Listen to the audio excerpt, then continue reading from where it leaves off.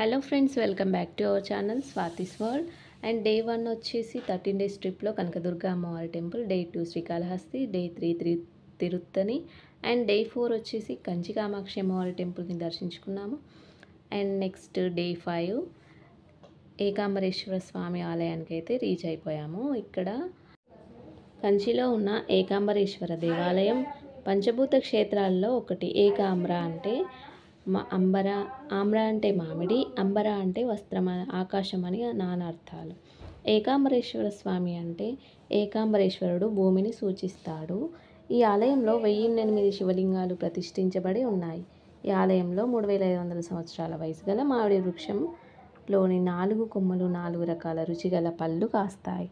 సంతానం లేని దంపతులు ఈ చెట్టు కింద పడే పండు పట్టుకొని ఆ పండును సేవిస్తే సంతానం కలుగుతుందని ఇక్కడి ప్రజల నమ్మకం. అయితే ఇంతటి ప్రాశస్త్యం కలిగిన ఈ మామిడి వృక్షం యొక్క కాండం మాత్రమే చూడగలం ప్రస్తుతం. ఈ మామిడి వృక్షం యొక్క కాండాన్ని అద్దాల పెట్టెలో ఉంచి దేవాలయంలో భద్రపరిచారు. ఇప్పుడు పురాతన మామిడి వృక్షం స్థానంలో దేవస్థానం వారు కొత్తగా మరో మామిడి వృక్షం నాటారు. మరో ఆసక్తికరమైన విశేషం, ఈ మామిడి వృక్షం కింద పార్వతీ పరమేశ్వర్లు కుమారస్వామిని ఒడిలో కూర్చోపెట్టుకొని వధూవరులుగా దర్శనమిస్తారు. ఇక్కడే మనం తపో కామాక్షిని కూడా దర్శించుకోవచ్చు.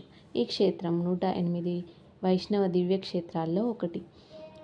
తిరునిల తింగల్ తుండం అనే మహావిష్ణువు సన్నిధి ఉన్నది. ఇతిహాసం ప్రకారం పార్వతీదేవి ఇక్కడ ఉన్న మామిడి చెట్టు కింద తపస్సు చేసిందని, శివుడు పార్వతిని పరీక్షింపదలచి అగ్నిని పంపాడని, అప్పుడు పార్వతి విష్ణువును ప్రార్థించగా విష్ణువు అగ్నిని చల్లార్చడానికి శివుని తల మీద ఉన్న చంద్రుని చల్లని కిరణాలు ప్రసరింపచేశాడని కథ.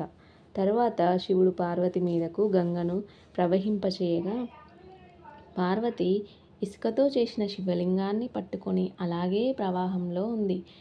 శివుడు ఆ అమ్మవారిని ధైర్యానికి మెచ్చి సాక్షాత్కరించి అనుగ్రహించినట్లు స్థల పురాణం.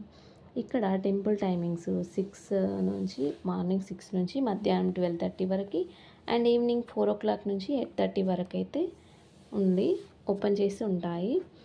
అండ్ పంచభూత శివలింగాలు చిదంబరంలో ఆకాశలింగం, కంచిలో పృథ్వీలింగం ఏకాంబరేశ్వరుడు, శ్రీకాళహస్తిలో వాయులింగం, జంబుకేశ్వరంలో జలలింగం, తిరువన్నామలైలో అగ్నిలింగం. ఇలాగా పంచభూతలింగాల రూపంలో మనకు స్వామివారు సాక్షాత్కరిస్తారు. ఇక్కడ నందీశ్వరుని కూడా చూడండి. అమ్మవారు ఈ మామిడి వృక్షం దగ్గరే ఇసుకతో శివలింగాన్ని చేశారట. ఈ చెట్టు 4 కొమ్మలు 4 పండ్లను ఇస్తుందంట. ఎంతో విశిష్టం కలిగిన 3500 సంవత్సరముల నాటి మామిడి చెట్టు కాండంని మనం చూడగలము. అండ్ స్వామివారిని కూడా దర్శించుకోండి, ఏకాంబరేశ్వర స్వామివారిని. అండ్ నందీశ్వరుడు కూడా చాలా బాగున్నాడు, చూసేయండి. ఈ టెంపుల్కి అయితే ఎంతమంది చూసారో, ఏకాంబరేశ్వర స్వామివారిని ఎంతమంది దర్శించుకున్నారో ఇంతవరకు కమెంట్ సెక్షన్లో కమెంట్ చేయండి. And please do like, share, subscribe to our channel. Thanks for watching.